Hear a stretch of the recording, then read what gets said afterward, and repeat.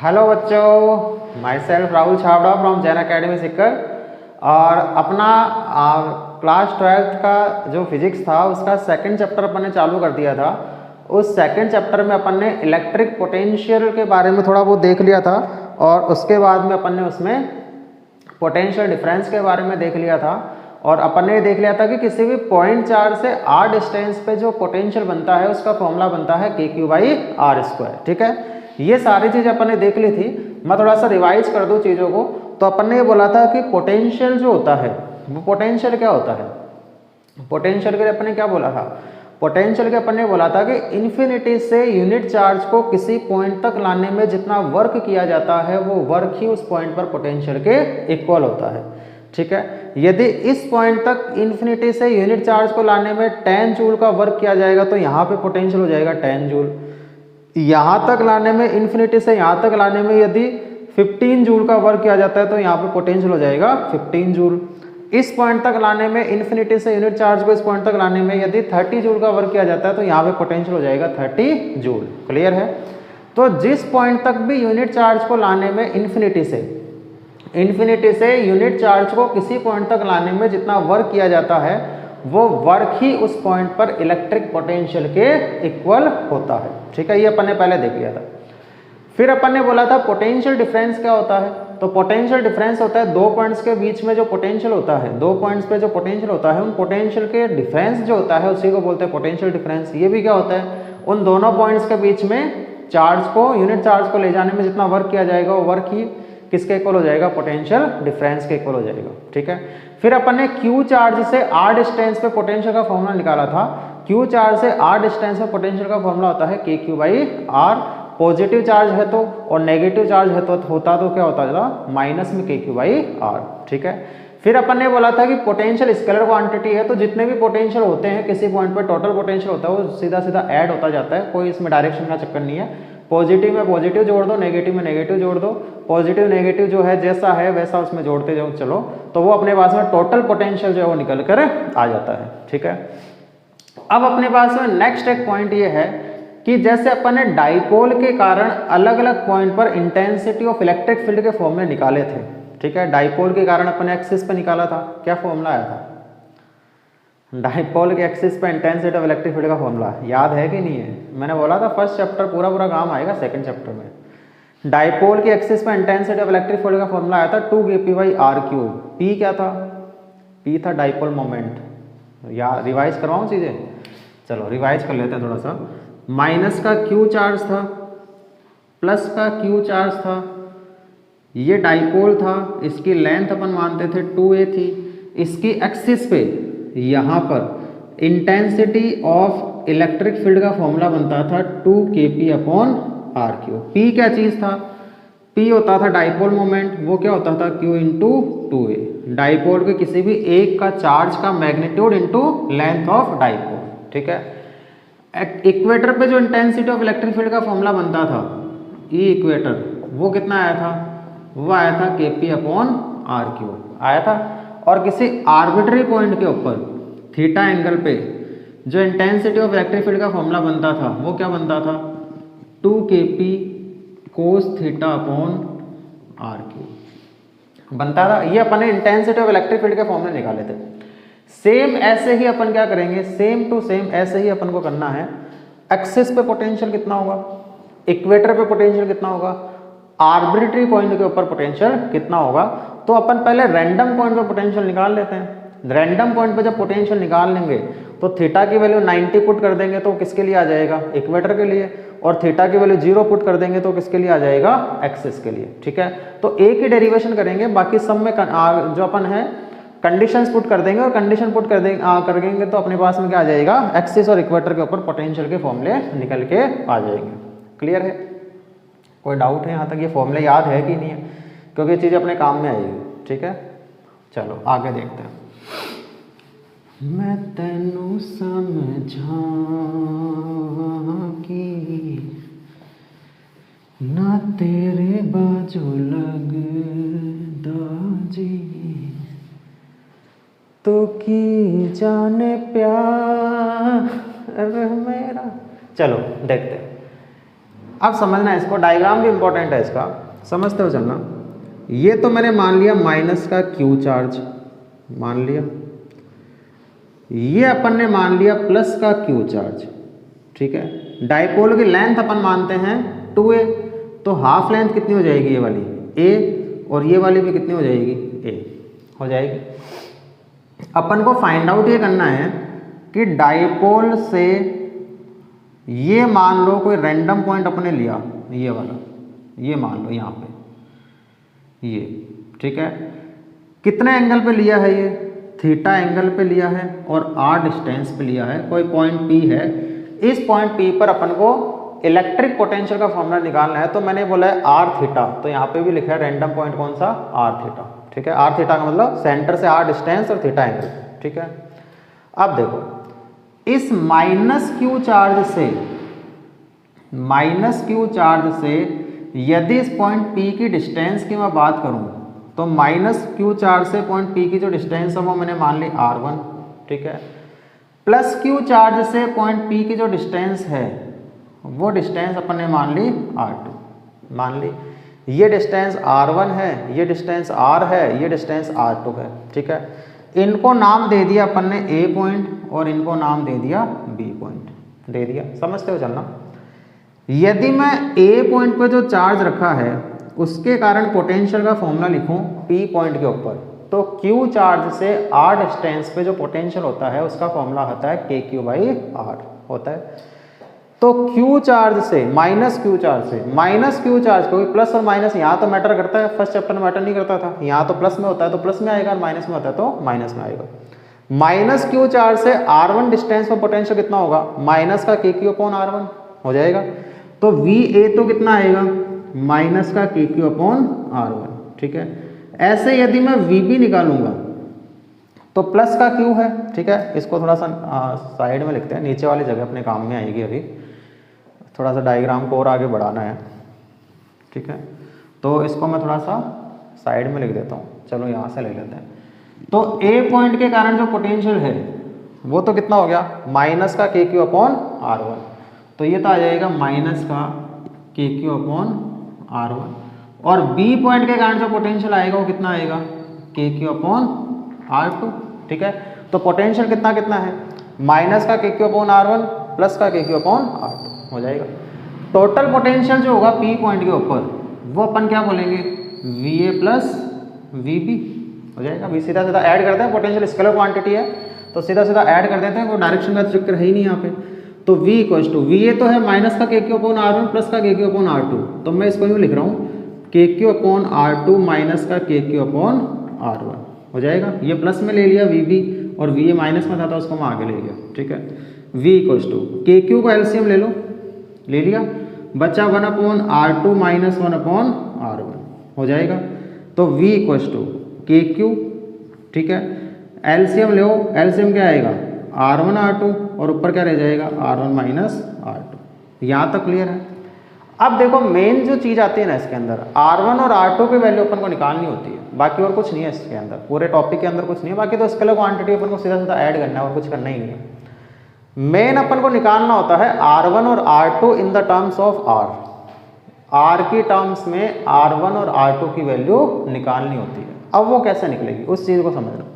इसको समझने के लिए देखो यहाँ से मैंने इस वाली लाइन को थोड़ा सा पीछे बढ़ा दिया, ऐसे बढ़ा दिया पीछे, ठीक है। मैंने क्या किया है, इस P पॉइंट पे एक आर्क को रखा और R1 लेंथ का आर्क ओपन किया और उसको इधर कट कर दिया, ठीक है। जब इसको इधर कट करूंगा तो वो यहाँ कहीं जाके कट करेगा ऐसे। तो मैंने मान लिया कि यहाँ से जो लाइन है उस लाइन ने जब आर्क काटा तो आर्क ने यहाँ कहीं जाके कट दिया।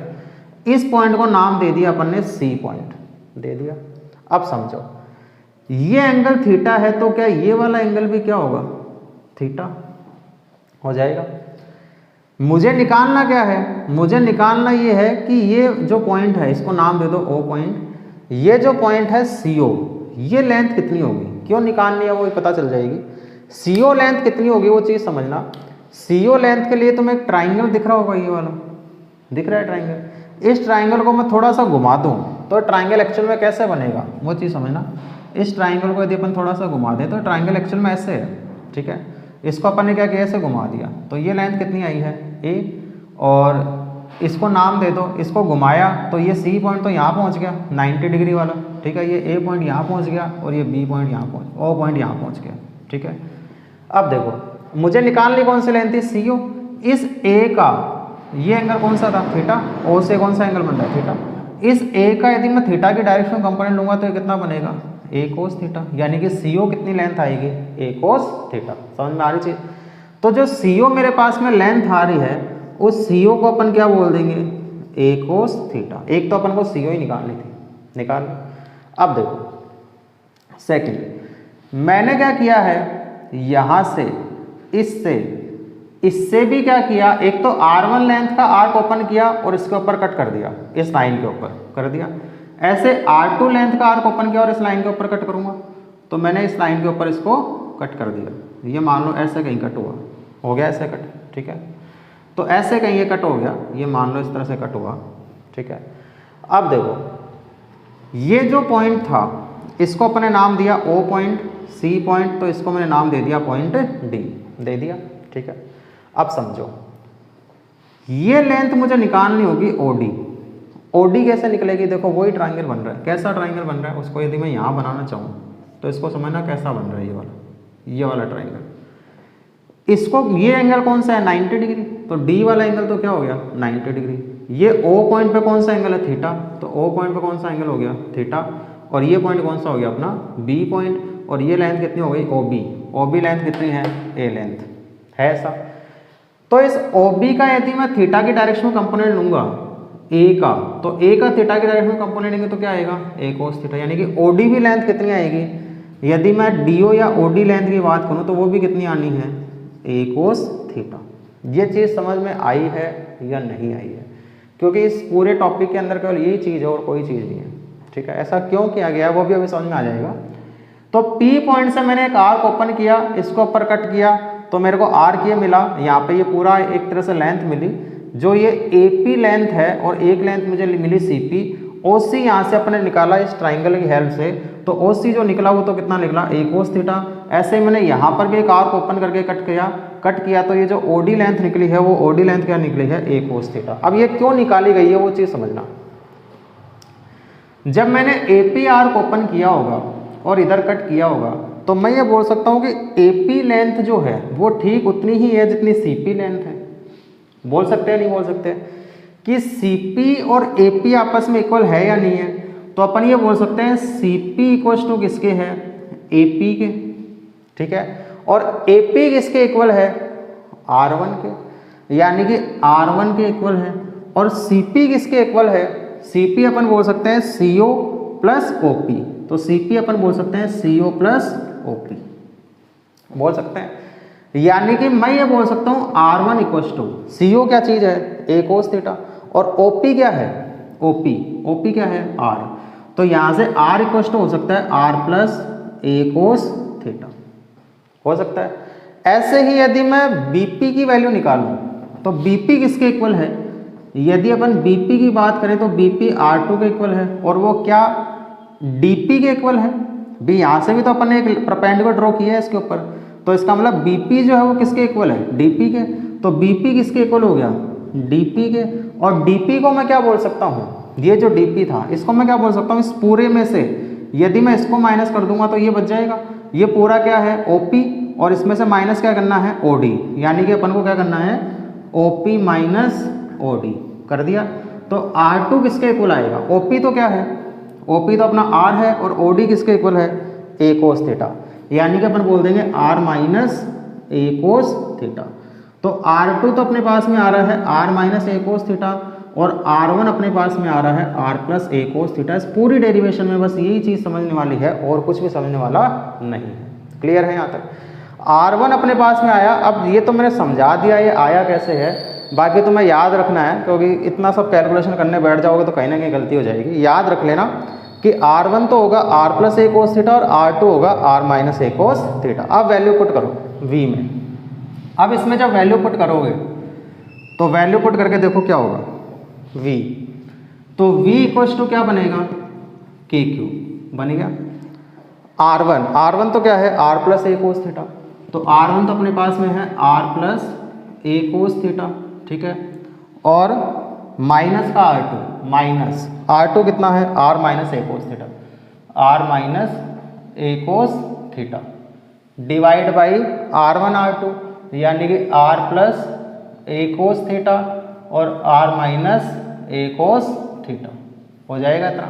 अब और आगे सॉल्व कर लो, v इक्वल्स टू के क्यू, ठीक है। ओपन कर दो इसको पूरे को, ओपन करेंगे तो r plus A cos theta minus का r और माइनस माइनस प्लस का क्या हो जाएगा, A cos theta divide by A plus B A minus B क्या हो जाता है, A square minus B square, तो A square minus B square, A square cos square theta. Clear है यहाँ तक। अब देखो क्या क्या कैंसिल हो रहा है, प्लस का r माइनस का r कैंसिल, ए कोस थीटा प्लस में ए कोस थीटा प्लस में यानी कि 2a कोस थीटा, तो v इक्वल्स टू के Q into 2a cos theta divide by r square minus A square cos square theta, ठीक है। q into 2a p, q into 2a तो क्या हो जाता है p, तो v इक्वल्स टू क्या हो जाएगा, ऊपर तो क्या बचेगा के पी कोस थीटा और नीचे क्या बचेगा r स्क्वायर माइनस ए स्क्वायर कोस स्क्वायर थीटा, ठीक है। फिर अपन वही चीज़ बोलते हैं कि r स्क्वायर की वैल्यू जो है वो a स्क्वायर के कंपैरिजन में बहुत ज़्यादा होती है, जैसे अपन ने वहाँ किया था। तो इसको अपन ऑलमोस्ट जीरो मान लेते हैं, तो ऑलमोस्ट जीरो मान लेंगे तो पोटेंशियल का फॉर्मूला क्या बनेगा, फॉर्मूला बनेगा के P cos theta upon r square, यानी कि डाइपोल के कारण किसी रैंडम पॉइंट पे इलेक्ट्रिक पोटेंशियल का जो फॉर्मूला बनता है वो बनता है K P cos theta upon r square. समझ में आ रही चीज। तो ये इसमें मेन डेरिवेशन है, v इक्वल्स टू आता है K P cos theta upon r square. अब इसमें स्पेशल केसेस क्या क्या है, यदि अपन स्पेशल केसेस की बात करें तो फर्स्ट अपने पास में आता है एक्सिस पे, तो एक्सिस पे थीटा कितना होगा, यदि ये पॉइंट P जो है वो घूम के एक्सिस पे ही आ गया तो थीटा कम होते होते क्या हो जाएगा, जीरो, तो थीटा कम होते होते हो जाएगा 0 डिग्री। तो v एक्सिस जो बनेगा, v एक्सिस के पी कोस जीरो की वैल्यू 1, तो v एक्सिस क्या बनेगा के पी अपॉन आर स्क्वायर, यानी कि एक्सिस पे जो पोटेंशियल होता है वो कितना होता है K P upon R square. यदि मैं इक्वेटर की बात करूं, सेकंड केस एट इक्वेटर पे थीटा कितना हो जाएगा, थीटा जो है वो इक्वेटर पे चला जाएगा तो ऐसे हो जाएगा, और थीटा जब ऐसे हो जाएगा तो कितना हो जाएगा 90 डिग्री। तो इक्वेटर पे थीटा कितना होगा 90 डिग्री, और यहाँ पे K P cos 90 upon R square, cos 90 की वैल्यू 0, तो इक्वेटर पे जो पोटेंशियल होगा वो क्या होगा 0, यानी कि डाइपोल के कारण उसके इक्वेटर पे पोटेंशियल हमेशा 0 होता है, और डाइपोल के कारण एक्सिस पे पोटेंशियल होता है K P upon R square, और रैंडम पॉइंट पे होता है K P cos theta upon R square. Clear है यहाँ तक। इसका मतलब क्या हो गया, देखो इक्वेटर पे 0 क्यों हुआ उसका रीजन समझना। जैसे मान लो ये माइनस क्यू चार्ज था प्लस क्यू चार्ज था, यदि इक्वेटर वाली लाइन देखेंगे तो ऐसी तो आएगी, ठीक है, ऐसे आएगी। तो माइनस क्यू से जितनी डिस्टेंस है उतनी डिस्टेंस प्लस क्यू से, तो माइनस क्यू जितना नेगेटिव पोटेंशियल बनाएगा इक्वेटर पे, प्लस क्यू उतना ही पॉजिटिव पोटेंशियल बनाएगा। इसका मतलब दोनों मिला के कितने हो जाएंगे 0, ठीक है। इसका मतलब इक्वेटोरियल जो प्लेन होता है, अच्छा इक्वेटोरियल प्लेन होगा कि लाइन होगी, 0 पोटेंशियल वाला प्लेन होगा कि लाइन होगी, वो चीज़ समझो। यदि मैं यहाँ पे एक प्लेन बनाऊंगा, ठीक है, जैसे यूँ मानो कि ये अपना डाइपोल था ये वाला, ठीक है, ये डाइपोल था negative plus Q, equatorial line बनेगी, ये इक्वेटोरियल प्लेन बनेगा जहाँ पोटेंशियल 0 हो सकता है। इक्वेटोरियल प्लेन बनेगा, कैसे बनेगा कि माइनस क्यू से और प्लस क्यू से डिस्टेंस ही तो सेम करनी है अपन को हर पॉइंट की, तो डिस्टेंस सेम होते ही क्या हो जाएगा, डिस्टेंस सेम होते ही पोटेंशियल 0 हो जाएगा, क्योंकि माइनस को जितना पोटेंशियल बनाएगा नेगेटिव में, प्लस क्यू उतना ही पोटेंशियल बनाएगा पॉजिटिव में। तो यहाँ से देखो माइनस क्यू से इधर वाले जितने ही पॉइंट होंगे, जैसे मान लो इस पॉइंट को ले लूंगा तो इस पॉइंट की डिस्टेंस जितनी होगी तो प्लस क्यू से भी इस पॉइंट की डिस्टेंस उतनी ही तो रहेगी, ये वाली। समझ में आ रही चीज़। तो प्लस क्यू से भी डिस्टेंस उतनी रहनी है। इसका मतलब ये पूरा प्लेन जो बन रहा है इसके परपेंडिकुलर ऐसा, ये प्लेन कैसा है अपना इक्वेटोरियल प्लेन है, जिस पर नेट पोटेंशियल जो 0 होगा, यानी कि इक्वेटोरियल प्लेन जो होता है उसके ऊपर इनफाइनाइट पॉइंट्स हो सकते हैं जहां पर पोटेंशियल जो है वो 0 होगा। सेंटर पे भी 0 होगा, सेंटर पे 0 क्यों होगा, माइनस क्यू कितना बनाएगा, माइनस का के क्यू अपॉन ए, और प्लस क्यू कितना बनाएगा, प्लस का के क्यू अपॉन ए। तो सेंटर वाले पॉइंट पे पोटेंशियल जीरो होगा। सेंटर वाले पोटेंशियल से जो प्लेन पास हो रहा है, जो प्लेन पास होगा यहाँ से, उस प्लेन के हर पॉइंट के ऊपर पोटेंशियल की वैल्यू जो है वो जीरो ही रहेगी। इसका मतलब इक्वेटोरियल प्लेन जो होता है वहां पर पोटेंशियल की वैल्यू हमेशा जीरो रहेगी। तो ये अपने पास में डाइपोल के कारण उसके रैंडम पॉइंट के ऊपर पोटेंशियल का फॉर्मूला निकल गया। डाइपोल के कारण अलग अलग पॉइंट्स पे अपने इंटेंसिटी पहले निकाल ली है। अब डाइपोल के कारण रैंडम पॉइंट पे पोटेंशियल का जो फॉर्मूला बना है वो फॉर्मूला अपने पास में ये बना है, V = KQ, V = KP cos theta upon R square random point के लिए, फिर एक्सिस के लिए बन जाएगा KP upon R square, equator के लिए बन जाएगा जीरो। ये चीज़ ध्यान रखनी है कि इक्वेटर पे पोटेंशियल जो होता है वो हमेशा जीरो होता है और कुछ नहीं है। बाकी अपन ने स्टार्ट जो किया था, फिर से रिवाइज कर दो, माइनस क्यू से P पॉइंट में पोटेंशियल होगा माइनस का KQ अपॉन R1 और प्लस क्यू से हो जाएगा प्लस का KQ अपॉन R2, क्योंकि डिस्टेंस कितनी है R2। टोटल पोटेंशियल को दोनों को ऐड कर देंगे, ऐड कर दिया तो यहाँ तक की चीज़ें आ गई यहाँ तक की चीज़ें। फिर अपन को ये निकालना है, मैंने इसको आगे बढ़ाया है, तो R1 जो है वो R1 ये वाली लेंथ है, तो इसको मैंने जब आगे बढ़ा दिया तो ये R1 किसके इक्वल हो जाएगी, CP के। ठीक है, ये CP के इक्वल हो जाएगी और CP को मैंने दो पार्ट्स में डिवाइड किया है, CO प्लस OP। ठीक है, तो CO तो अपने पास में आया था A cos थीटा, तो A cos theta plus R, तो R plus A cos theta. ऐसे R2 भी बनेगा R minus A cos theta. R1 R2 की वैल्यू अपन ने पुट करी है, उसके बाद कैलकुलेशन करी है, तो फाइनल फॉर्मूला जो बना वो क्या आ गया, KP cos theta upon R square. ये अपने पास में किसी भी रैंडम पॉइंट के ऊपर डाइपोल के कारण पोटेंशियल का फॉर्मूला जो है वो निकल के आ जाता है। क्लियर है यहाँ तक? अब पोटेंशियल से रिलेटेड कुछ क्वेश्चंस है, उन क्वेश्चंस को देख लेते हैं। उन क्वेश्चंस में क्या चीज़ें हैं, तो एक क्वेश्चन बोर्ड पे लिखा गया है, एनसीईआरटी का क्वेश्चन नंबर 1 ही है, एक्सरसाइज का सेकंड चैप्टर का। क्वेश्चन क्या है, दो चार्जेस मेरे पास में है, एक तो है 5 × 10⁻8 कूलम और एक है माइनस का 3 × 10⁻8 कूलम। ठीक है, तो एक तो चार्ज मैंने ले लिया, अपन को दे रखा है 5 × 10⁻8 कूलम।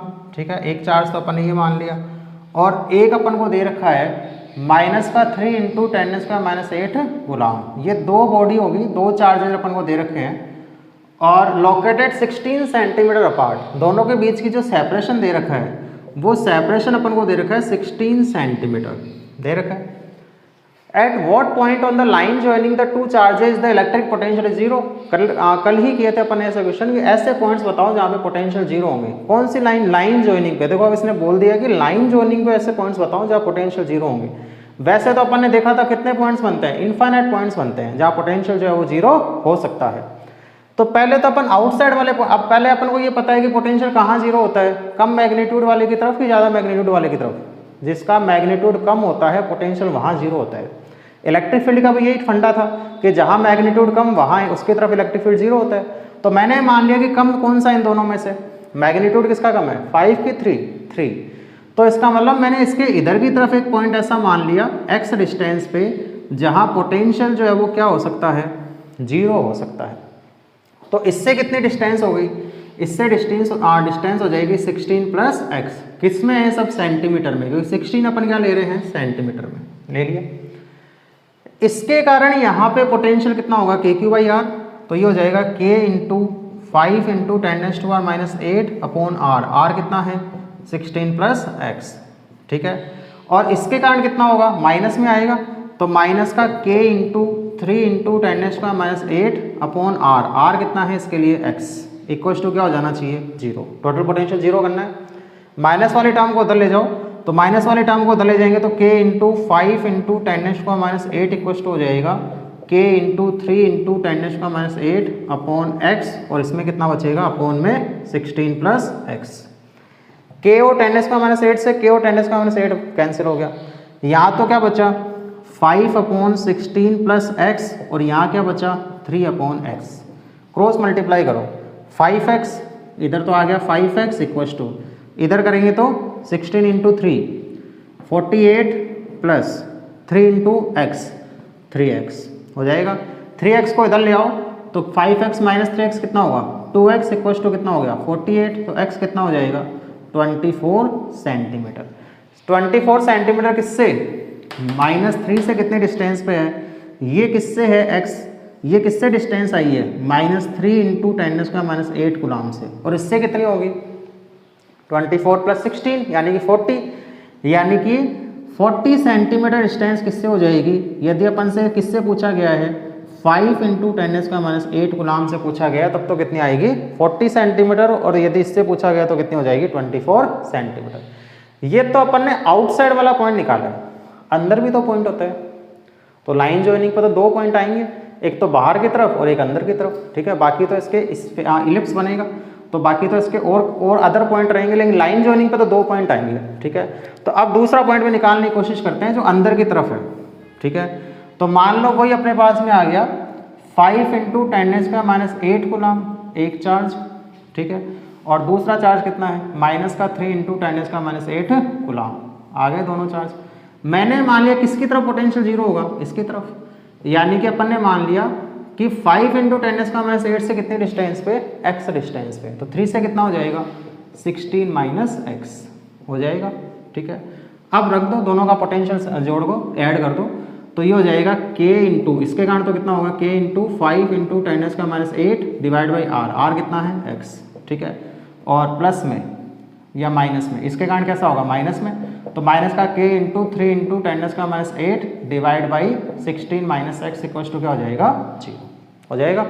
माइनस वाले टर्म को उधर ले जाओ, प्लस में हो जाएगा, तो k × 5 × 10⁻⁸ upon x equal to हो जाएगा k × 3 × 10⁻⁸ अपॉन 16 - x, ठीक है। k से k कैंसिल, 10⁻⁸ से 10⁻⁸ कैंसिल, ये बचा 5/x equal to 3/16 - x, cross multiply करो, 16 × 5 80 minus 5x equal to 3x, 5x उधर जाएगा तो कितना हो जाएगा 8x इक्वल टू 80, तो x इक्वल टू कितना आएगा 10 सेंटीमीटर। ये किससे है, x किससे है 5 × 10⁻⁸ से, तो 5 × 10⁻⁸ कूलाम से तो कितने डिस्टेंस पे है 10 सेंटीमीटर, तो इससे कितना हो जाएगा, इससे 6 सेंटीमीटर, यानी कि 6 सेंटीमीटर किससे आएगा 6 सेंटीमीटर आएगा -3 × 10⁻⁸ कूलाम से।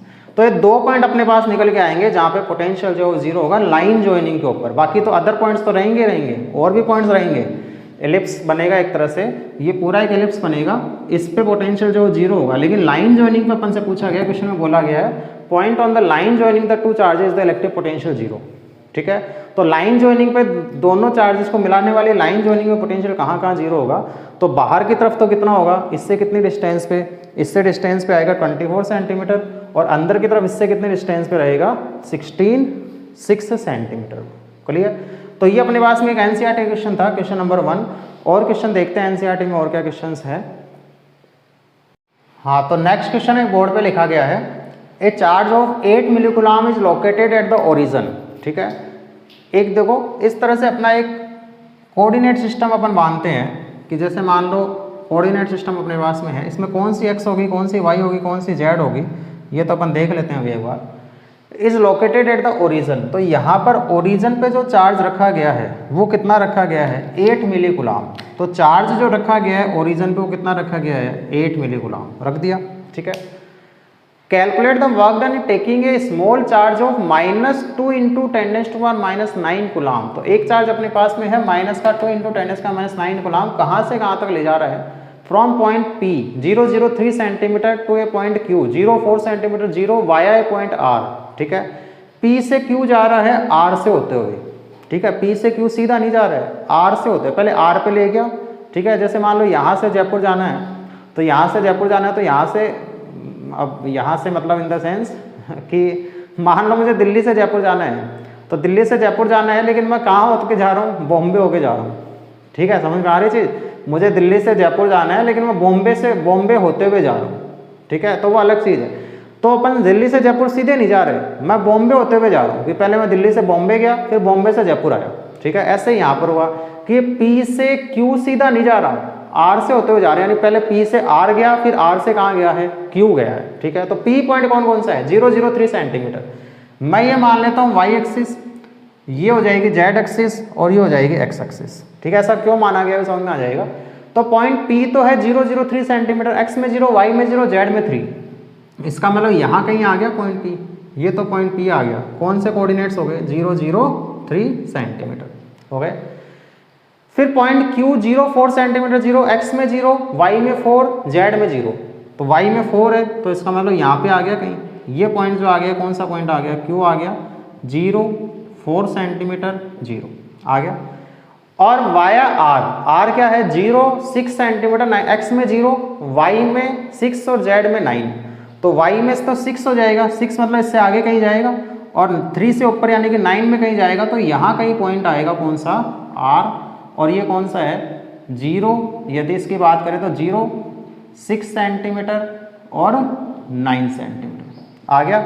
यानी कि मैं इस -2 इंटू 10⁻⁹ गुलाम चार्ज जो है इसको कैसे लेके जा रहा हूँ, इसको मैं पहले यहाँ से तो ले गया r पे, ठीक है, तो यहाँ से अपन पहले कहाँ ले गए हैं r पे, और r से फिर कहाँ लेकर आए हैं q के ऊपर, समझ में आ रही चीज़। तो पहले तो r पे लेके गए और r से फिर कहाँ लेकर आए हैं अपन q के ऊपर लेकर आए हैं। तो इस तरह से इस चार्ज को चलाया गया है। कौन से चार्ज को, कितना चार्ज, -2 इंटू 10⁻⁹ गुलाम को, ठीक है।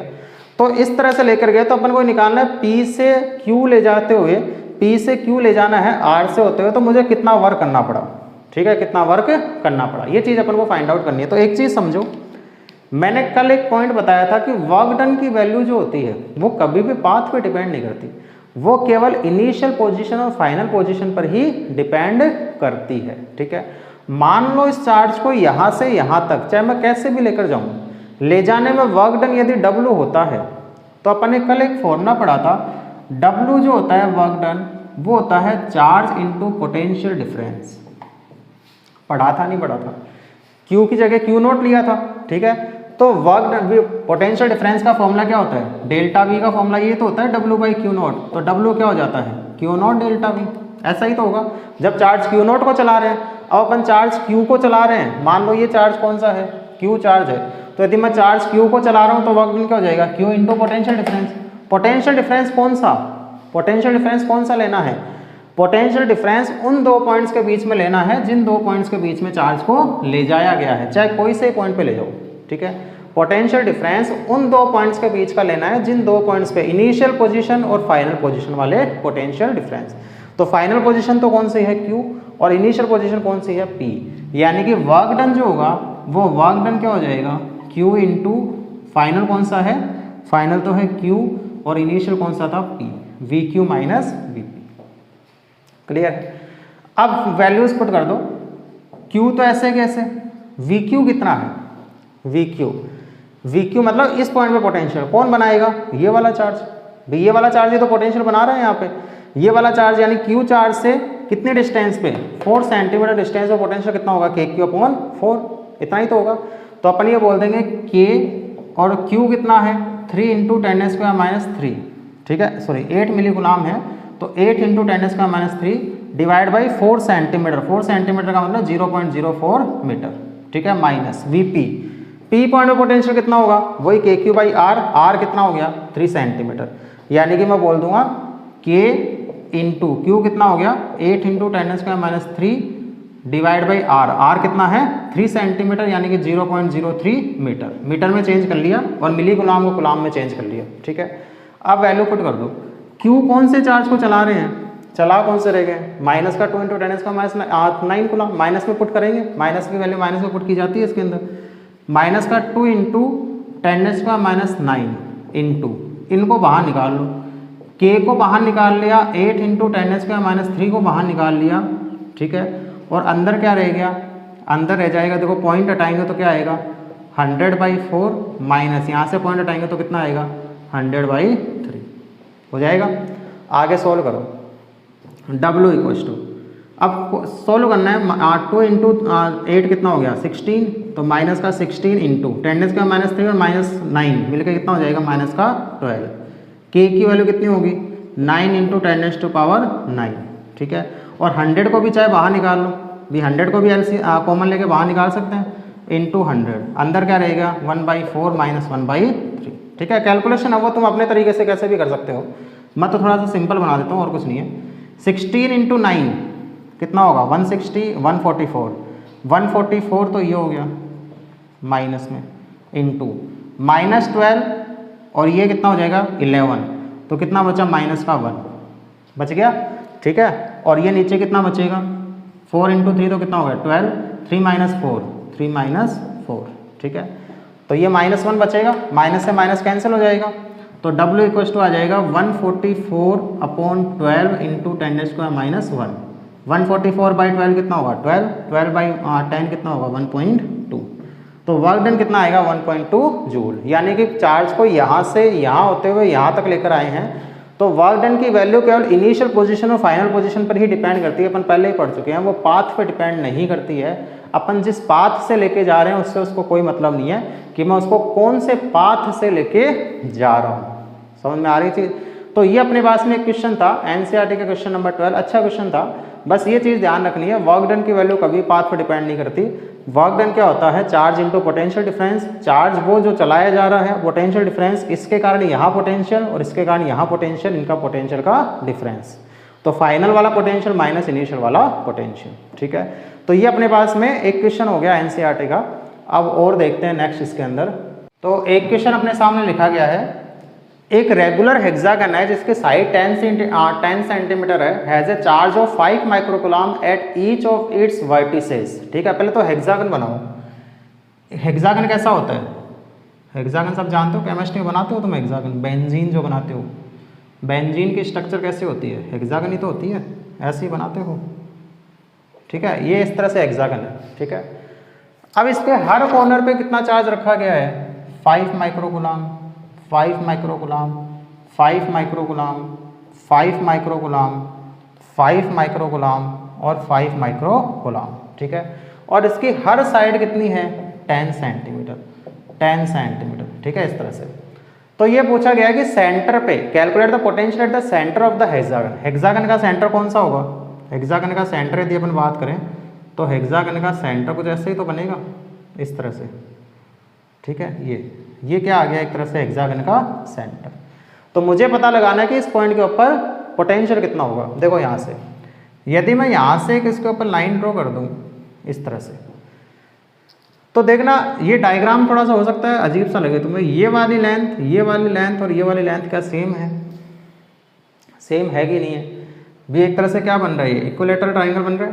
तो ये वाली लेंथ, ये वाली लेंथ, ये वाली लेंथ सेम है। ये 10 सेंटीमीटर, तो ये भी 10 सेंटीमीटर और ये भी 10 सेंटीमीटर। यानी कि हर चार्ज से डिस्टेंस कितनी है? 10 सेंटीमीटर की ही है। यदि अपन हर चार्ज से इस सेंटर की जो डिस्टेंस माने वो कितनी है? 10 सेंटीमीटर। एक चार्ज कितना पोटेंशियल बनाता है? क्यू चार्ज से आर डिस्टेंस पे पोटेंशियल तो स्केलर क्वांटिटी है, सीधा सीधा ऐड हो जाएगा। जितने भी चार्ज पोटेंशियल बना रहे हैं सारे ऐड कर दो। क्यू चार्ज से आर डिस्टेंस पे पोटेंशियल के क्यू बाई आर, के क्यू बाई आर, के क्यू बाई आर, के क्यू बाई आर, के क्यू बाई आर, के क्यू बाई आर, कितना हो जाएगा? 6 के क्यू बाई आर। यानी कि पोटेंशियल जो बनेगा सेंटर पे वो कितना बनेगा? 6 का K Q by R. Value put कर दो, 6 के की वैल्यू तो 9 इंटू 10⁻⁹, क्यू कितना है? 5 माइक्रोकूलम, तो 5 इंटू 10⁻⁻6 और आर कितना है? 10 सेंटीमीटर यानी कि 0.1 मीटर, ठीक है। सोल्व कर लो, 0.1 को हटाएंगे तो ऊपर 10 चला जाएगा। 10 जाने का मतलब 10⁻10, 10⁻10 से -6 गया तो 10⁻4, यानी कि 6 इंटू 9 इंटू 5 इंटू 10⁻4, ठीक है। 6 इंटू 9 45, 45 इंटू 5 कर लेना आगे, 45 इंटू 5 इंटू 10⁻4 कितना आएगा? वोल्ट में। इतना पोटेंशियल जो बनेगा वो सेंटर पे बनेगा। तो ये भी क्वेश्चन था एनसीईआरटी का, क्वेश्चन नंबर 2 था शायद 3 था, पता नहीं, ऐसा कोई क्वेश्चन था ये एनसीईआरटी का। ये सब क्वेश्चंस आए हुए हैं। तो रेगुलर यदि आता है तो सीधे सीधे पोटेंशियल स्केलर क्वांटिटी है, सीधा सीधा अपन को ऐड करना रहता है, ठीक है। तो ये कुछ क्वेश्चंस भी थे अपने और कुछ टॉपिक भी अपन ने आज कंप्लीट किए हैं, कुछ न्यूमेरिकल्स भी कंप्लीट किए हैं। ऐसे ही साथ के साथ न्यूमेरिकल भी कंप्लीट करते जाएंगे ताकि आगे अपन को ज़्यादा जोड़ नहीं आए। तो ये न्यूमेरिकल्स पे अपने कंप्लीट हो गए हैं। तो ऐसे ही इन सब सेकंड चैप्टर को पढ़ते रहो अच्छे से। कोई डाउट हो तो मुझसे पूछते रहना और बाकी मज़े करते रहो। Very all the best.